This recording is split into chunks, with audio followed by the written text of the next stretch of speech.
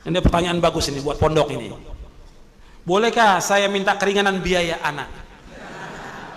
Ini pertanyaan bagus buat pondok. Sekarang kepada yang bertanya dan kepada ikhwan yang lain, saya ingin jelaskan. Pondok ini butuh biaya. Untuk kelangsungan pondok ini butuh biaya. Kadang-kadang ketika pondok menetapkan bayaran, apakah itu uang pangkal, apakah itu SPP atau yang lainnya, itu kadang-kadang orang berusaha bagaimana menawar supaya mendapatkan keringanan atau kalau bisa gratis menjanan. Dipikir guru-guru ini malaikat semuanya, nggak perlu makan, nggak perlu minum, bahkan mungkin anaknya dipikir malaikat juga, karena biaya itu untuk siapa? Untuk anaknya makan, anaknya minum. Ini juga ada banyak kezoliman dari para wali murid dan wali santri. Kezoliman saya katakan, ketika dia disekolahkan di sekolah umum yang bayaran mahal, nggak nawar dia, tidak nawar. Ketika disekolahkan sekolah umum, kenapa dia nggak nawar? Masuk sudah, dianggap sekolah ini baik, sudah masuk, bayaran berapa? Uang pangkalnya 20 juta dibayar, sebelum berapa 1 juta dibayar, nggak nawar dia. Tapi kirain pondok dicari yang paling murah, dianggap pondok ini sabilillah, sudah, gurunya malaikat. Ini zolim dari wali santri ini. Kalau antum nggak mampu, antum cari bantuan dari orang lain, jangan pondok dibebankan. Kalau antum nggak mampu, antum cari muhsinin atau saudara antum. Ini gimana, anak saya mau disekolahkan di pondok karena ini bermanfaat, tapi saya nggak punya. Kalau betul-betul nggak punya, ya minta bantuan ke keluar, jangan ke pondok. Justru pondok perlu bantuan. Kalau antum dikasih bayaran berapa sekarang sebulan? 500.000. Kalau bisa antum bayar 600.000. Mestinya begitu untuk memajukan pondok.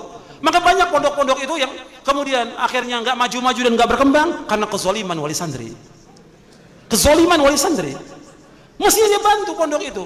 Kalau perlu bayar 1 juta. Kalau perlu, ini kan pondok lagi ngebangun. Kalau perlu sekarang Ustaz saya bayar buat 2 tahun. Supaya apa? Bisa uangnya dipakai buat ngebangun.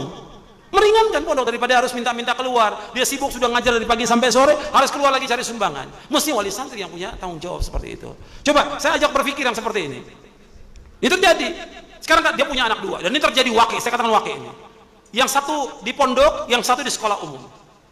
Yang di sekolah umum semua dibayar lunas. Yang di pondok ngutang. Zolim atau tidak seperti itu? Zolim. Ini wakil nyata saya katakan ini. Saya berapa kali ke pondok-pondok, saya lihat gimana, Ustaz saya buat pembangunan nggak ada. Coba sekarang saya lihat bayarannya. Bayarannya ini banyak yang nunggak Ustaz, minta tagih. Kalau tidak kasih hukuman, tidak boleh masuk lagi atau dipecat anaknya. Ketika ditagih pada bayar semuanya, alhamdulillah berjalan lancar pondok itu lagi. Di beberapa tempat ini, yang saya lihat beberapa tempat. Karena mudir pesantren ngadu, Ustaz gimana solusinya? Solusinya tagih. Solusinya tagih. Kalau dia tidak, diskor anaknya.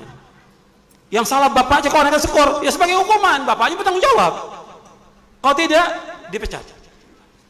Dia yang harus nyari dana, bagaimana supaya untuk makannya anaknya, masa guru juga yang harus bayarkan? Anak 500.000 bayar, untuk makannya dia, masa guru yang harus bayarkan? Kan nggak benar. Justru bagaimana kita ta'awun secara baik kepada pondok ini supaya lebih maju, supaya lebih berkembang. Kalau giliran pondok menetapkan uang pangkal, mesti ditawar. Tapi kalau sekolah lain, ya, yang anak itu tidak nginap, uang pangkal 20 juta dibayar. Mana dia? Satu anaknya di sekolah sini, SMP. Satu di SDIT. Yang di SDIT uang pangkalnya 20 juta, ada 15 juta. Bayarannya sebulan 600.000, dibayar cash. Tapi giliran pondok ngutang. Ini keterlaluan. Cobalah antum kasih tahu kepada yang lain untuk ini. Kalau antum nggak mampu, ya cari muhsinin. Jangan bebankan kepada guru, jangan bebankan kepada pondok. Justru pondok harus dibantu. Jadi banyak ini perlu dijelaskan memang kepada kaum muslimin dan kaum muslimat juga, wali-wali santri, dijelaskan.